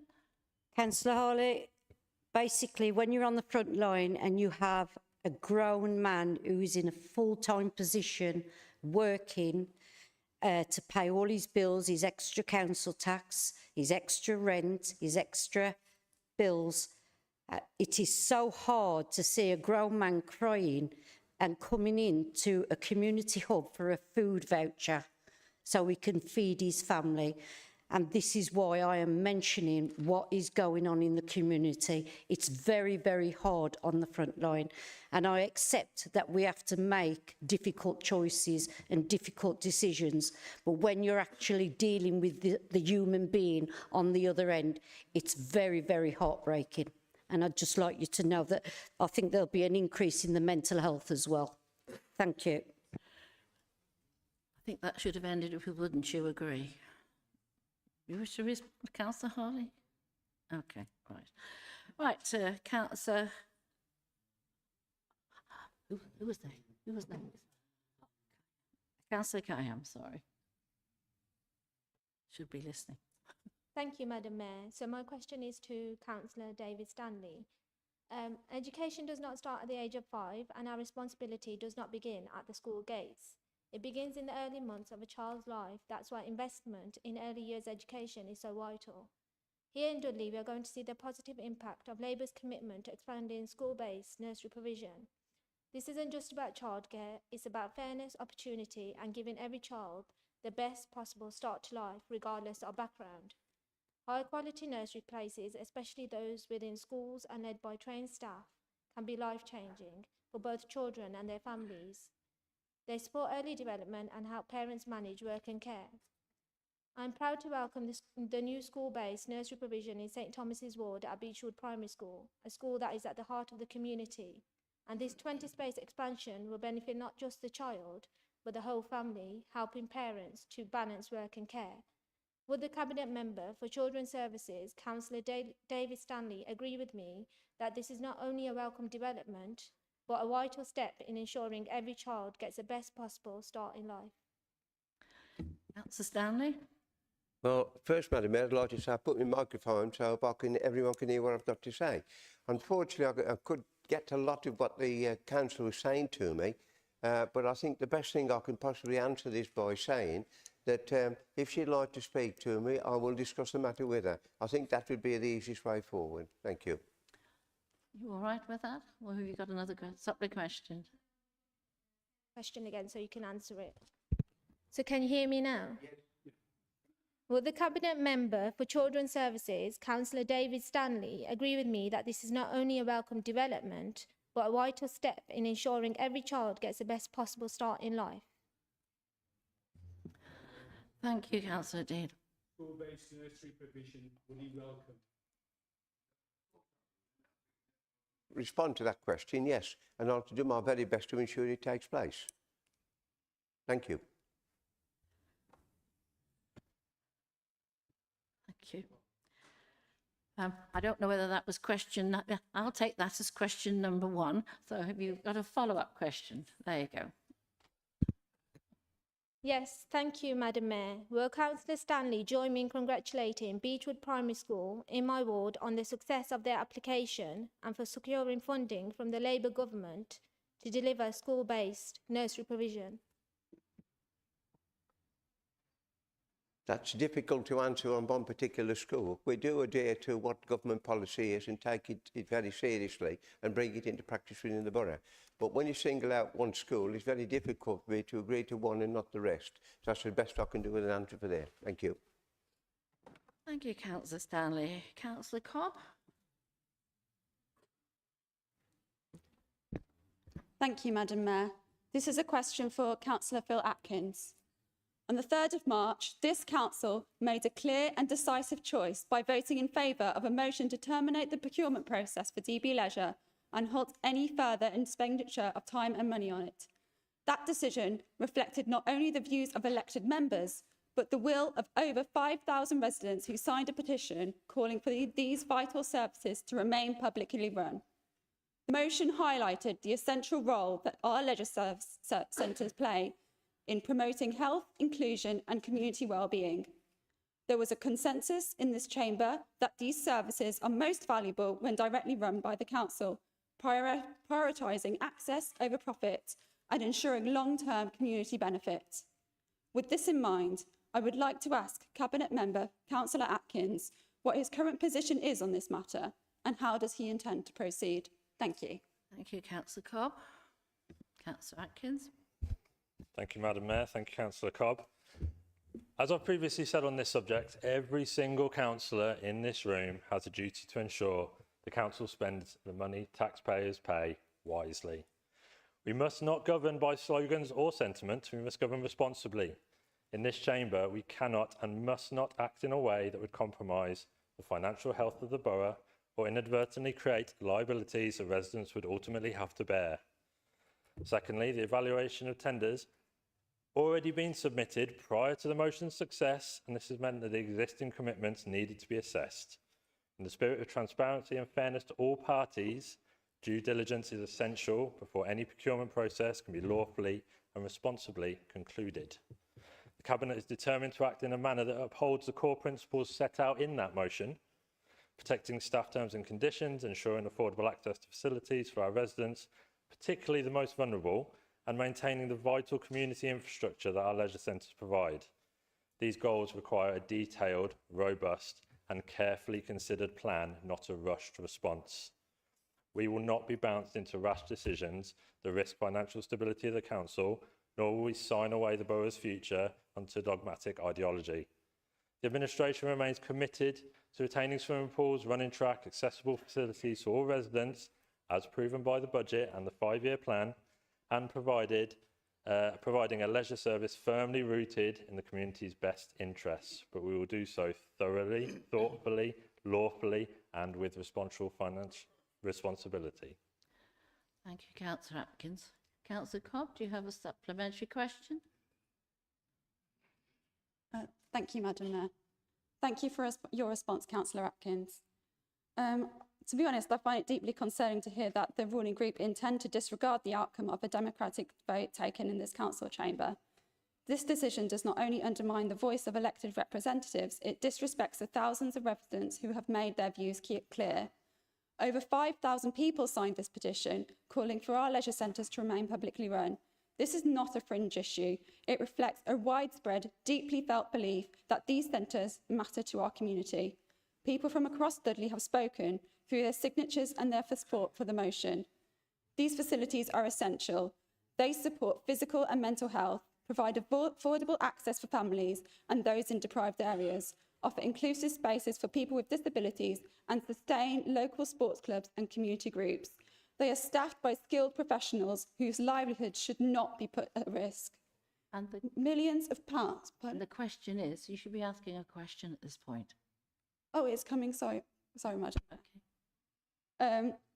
They are staffed by skilled professionals whose livelihoods should not be put at risk.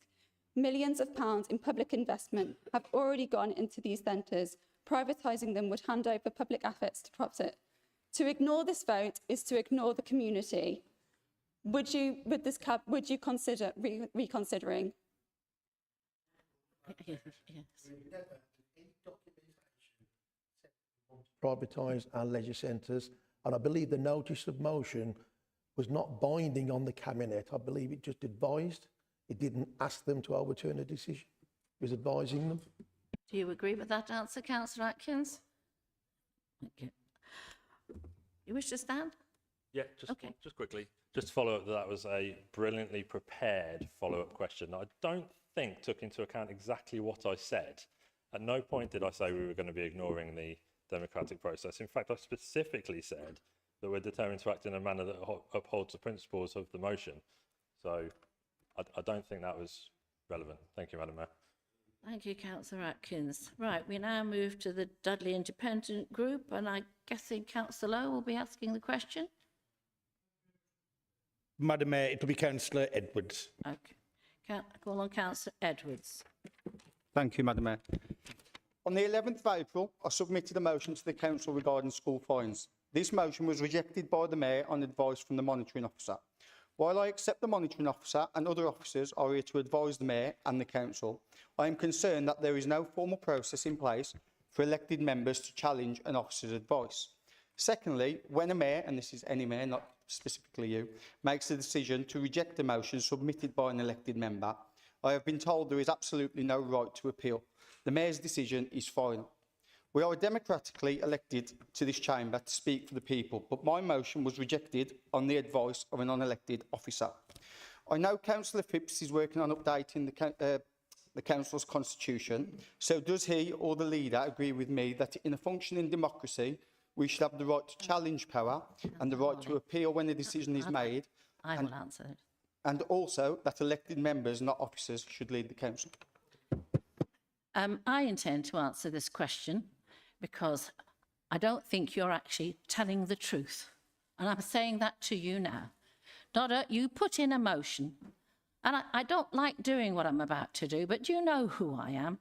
I joined the National Union of Teachers it's not a laughing matter actually, in 1970, and to this day I'm still a trustee of 500,000 teachers. I understand when something is in order and when it's out of order. I'd already ruled it out of order before I even spoke to the monitoring officer. Your motion was out of order. You were trying to incite head teachers to to break the law. When I refused it, again, monitoring officer worked with you to put together a motion that was in rule that you chose to ignore. So to say that we've got to change things because you didn't get what you wanted, I'm sorry, I do not agree. Let's get it straight.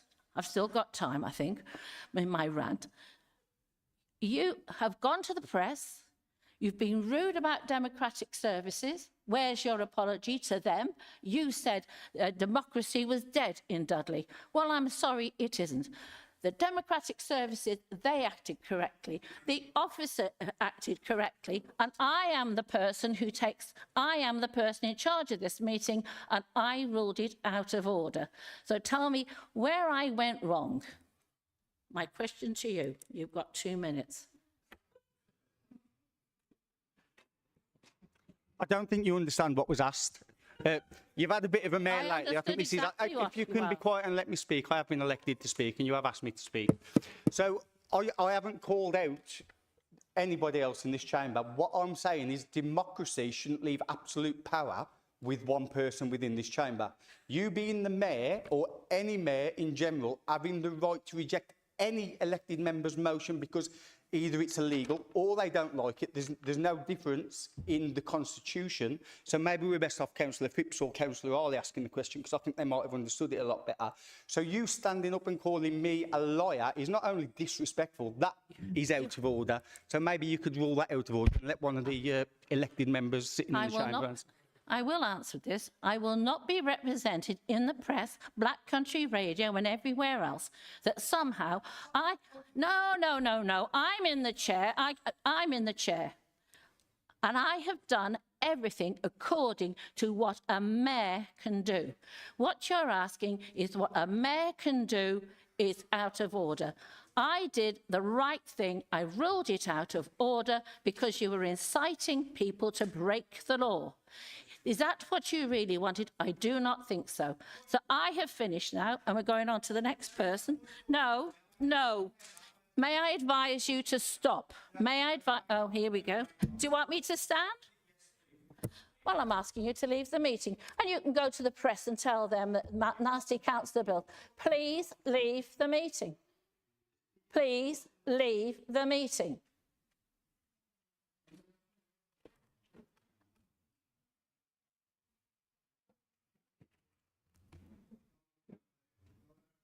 Oh, great. Fair enough. That's a short meeting.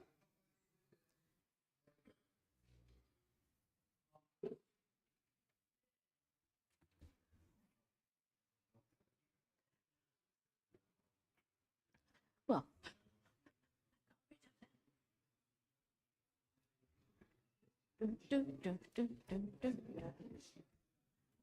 Thank you, colleagues. I'll call you to order.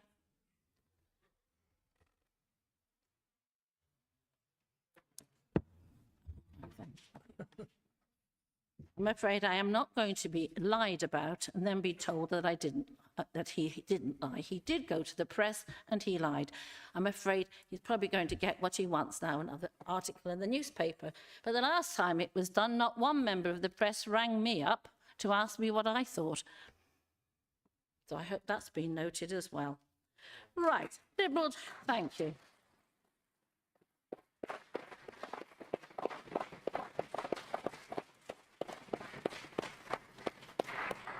I feel like saying I feel like saying I didn't get where I am now for putting up with people who, but I better not. It'll go into the press and then I'll be demonised again. I just want to thank Democratic Services for keeping us democratic, and I want to thank the monitoring officer. He offered that councillor a motion that was in order, and he chose not to do it. So I can now tell you that that motion will appear when we get to the next session, and it will be moved by me and seconded by Councillor Ridney. Right, now go to the Liberal Democrats. Would you like to ask, dare you ask a question?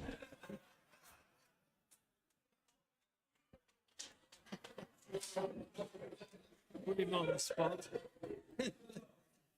No, you have the right to a question. Thank you, Madam Mayor. I pity the guy, but Councillor Stafford's going to take our question. Councillor Stafford. Oh, God. Well, how do you follow that? Right, so I'm going to bring us back down to earth. My question is for the Leader of the Council.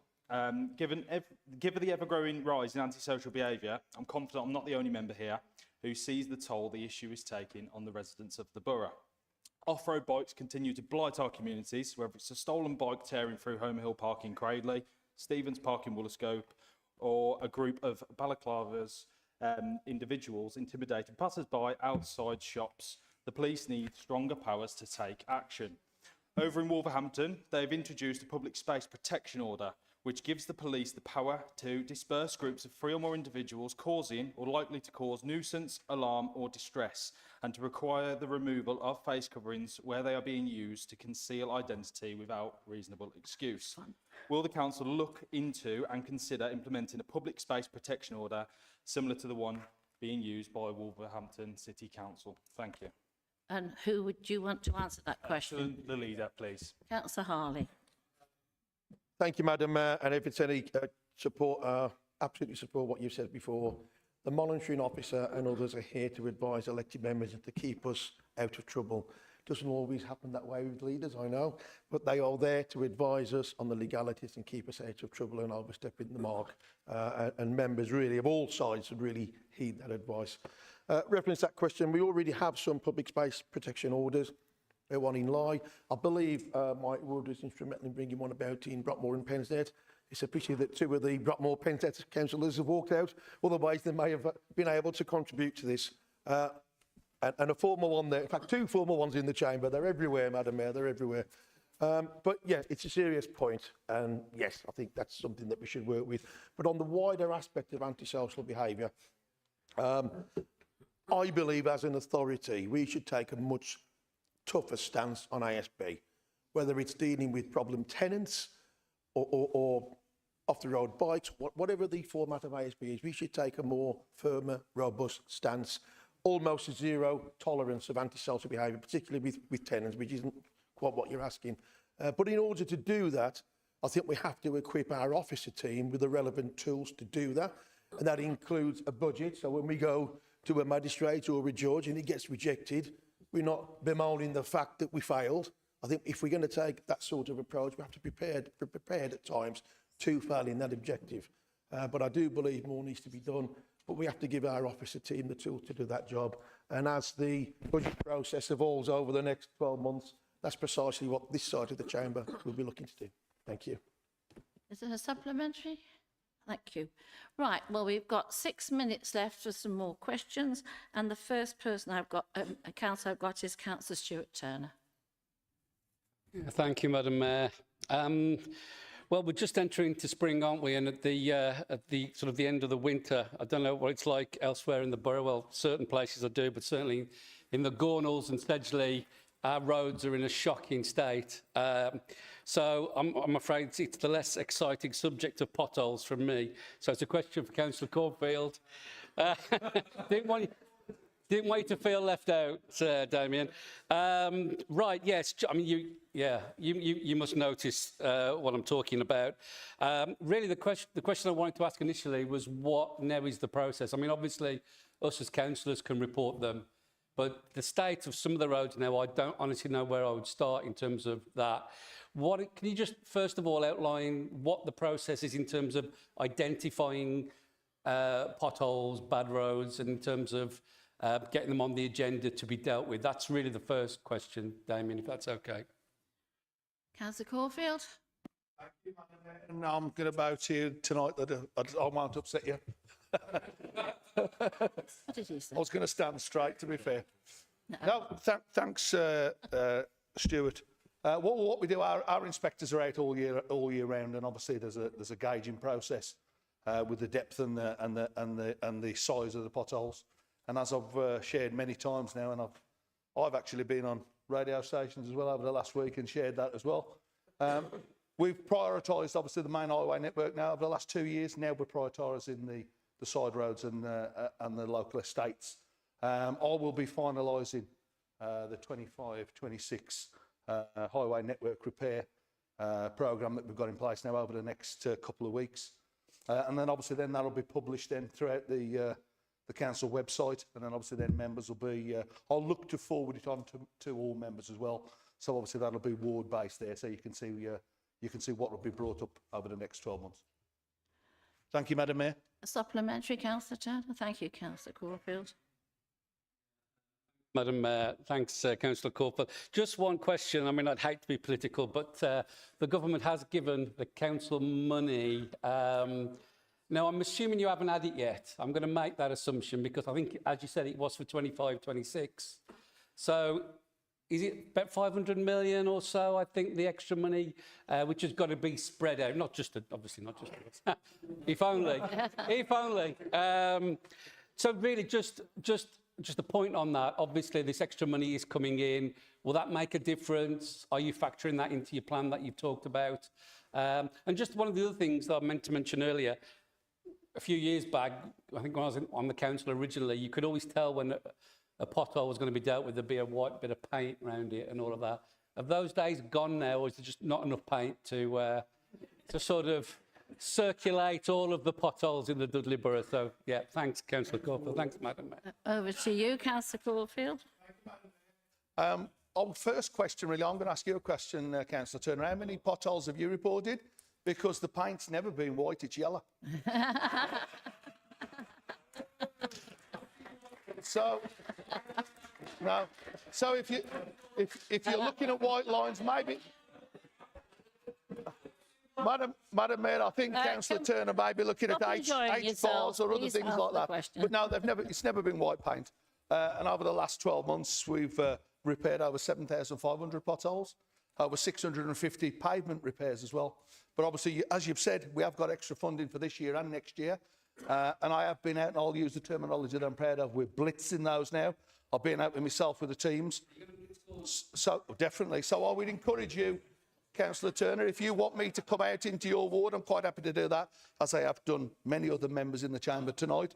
You and I can go out with the teams on a night, and I can show you the paint. You can even use the can, and you can outline the potholes that are upsetting you mostly, and then you'll get to use them. What you'll see on our highway network, you'll see then where our inspectors have been out, and they've already assessed the pothole for you, and you'll know the colour of the material that they're using. So, thank you, Madam Mayor. Thank you, Councillor Caulfield.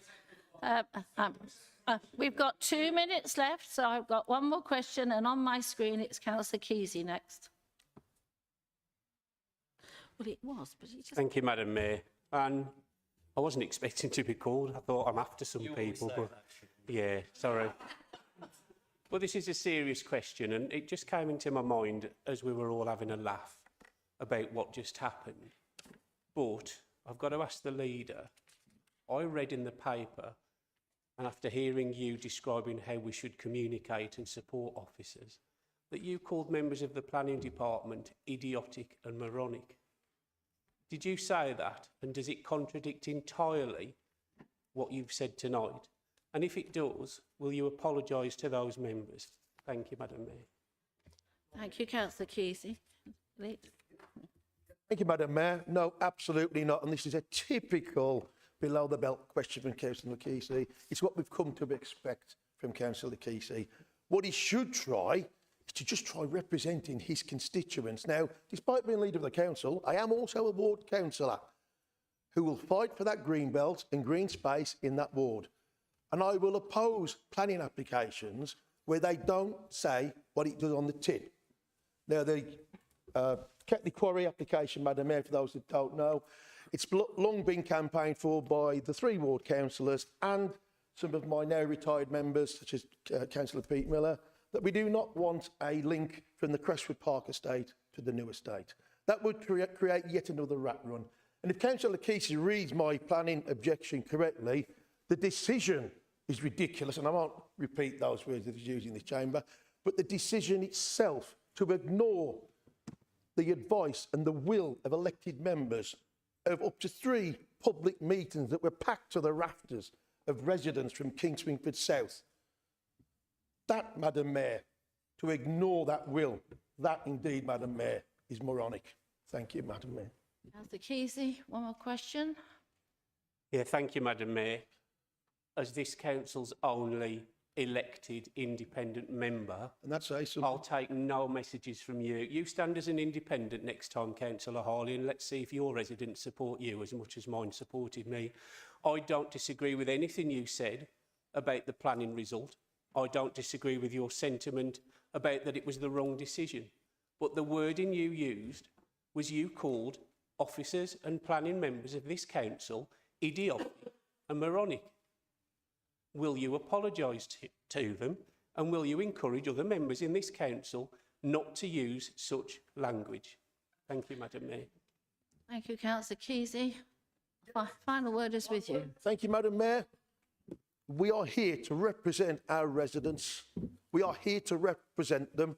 And if you read the objection correctly, that's not what I actually said. Now, he talks about, Madam Mayor, about standing as an independent. Fortunately, I don't have to do that. I have a party that wants me to remain a member, but we don't want him.